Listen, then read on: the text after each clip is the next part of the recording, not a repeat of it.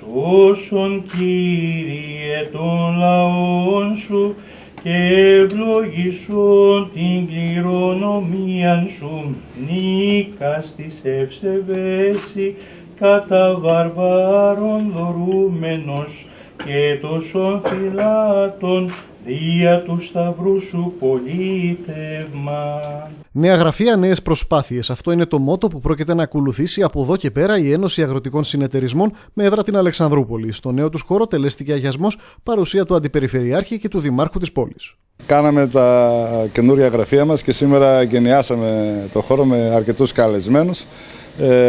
Θέλουμε να δείξουμε την καινούρια προσπάθεια την οποία κάνει η πρώην ΕΑΣ Εύρου, για να μπορέσουμε να δώσουμε και ένα μήνυμα στον κόσμο μας ότι πλέον έχουν αλλάξει κάποια πράγματα, γιατί έχουν αλλάξει και οι καιροί, ειδικά στον αγροτικό χώρο.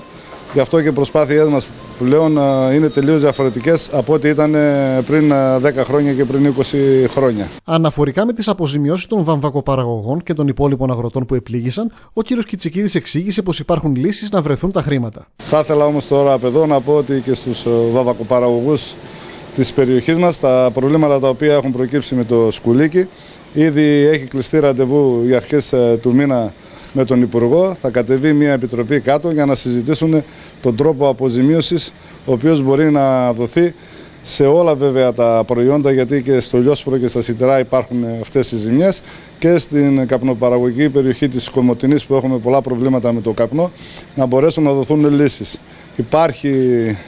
Νομίζω ότι υπάρχει από το ΣΥΡΙΖΑ μια προσπάθεια από την κυβέρνηση, δείχνει καλή διάθεση και νομίζω ότι θα δοθεί μια λύση και θα βρεθεί τρόπος να πληρωθούμε, είτε από το de minimis είτε από τα ΨΕΑ.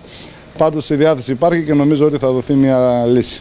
Δεδομένης της κατάστασης που επικρατεί στη χώρα, ο πρόεδρος της ΕΑΣ δηλώνει πως η λειτουργία της Ένωσης θα αλλάξει στα λογικά των καιρών. Δεν μπορούμε να πούμε οι πρώην ΕΑΣ όπως δούλευαν τα προηγούμενα χρόνια ότι είναι η σημερινή κατάσταση. Τα προηγούμενα χρόνια υπήρχε μια αγροτική τράπεζα η οποία δανειδόταν και δούλευε όπως δούλευε όλη η Ελλάδα.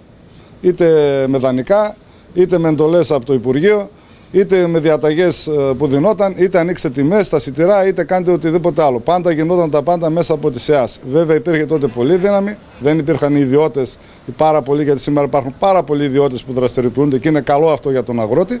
Έτσι. Και νομίζω ότι πρέπει εδώ και καιρό έχουμε πάει εμείς σε άλλη λογική και αυτό προσπαθούμε. Έχουμε μπει δηλαδή στη λογική των καιρών.